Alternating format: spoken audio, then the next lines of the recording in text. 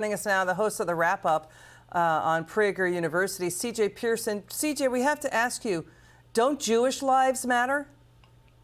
They do. And I find this absolutely disgusting, but I do not find it surprising to see that the same universities that have groomed an entire generation of young people to hate America have now groomed them to hate Israel too, our strongest ally in the Middle East, all in the name of woke. Liz, when did it become woke to stand by terrorist organizations? When did it become woke to stand by people who are killing innocents, raping young women, kidnapping little boys and little girls? This is how delusional these people are, and it is disgusting. There are no both sides to this. There is one side, and it is a side of good, and that is the side of Israel. It's about good versus evil. So now you got Senate Majority Leader Chuck Schumer denouncing the protests against Israel and the protests in favor of Hamas.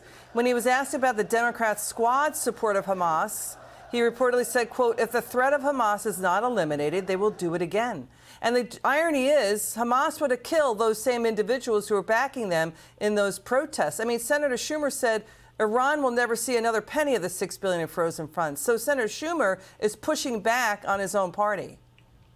Well, good for him, but he has a tough road ahead of him. And you're absolutely right. A lot of these people protesting in the streets on behalf of Hamas would be killed if they ever even step foot into Gaza. I've been seeing these T-shirts that say Queers for Palestine. It almost reminds me of chickens being for KFC. It makes zero sense whatsoever, but they don't know that because they live in some cosmopolitan, elitist environment where they have never even been exposed to the real world whatsoever, and it's a shame. CJ, let's listen to Senator Marco Rubio. He wants legislation to stop these colleges and universities holding demonstrations in support of terrorists. You're going to see former Senator Ben Sasse here. He's now the president of the University of Florida. Watch this.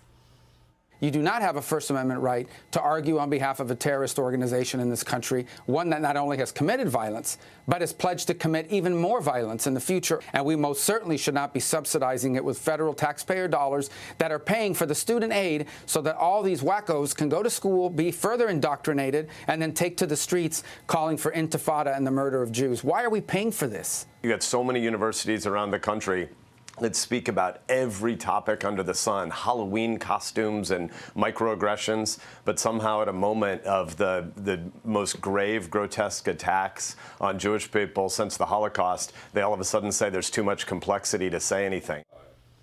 What do you think, CJ?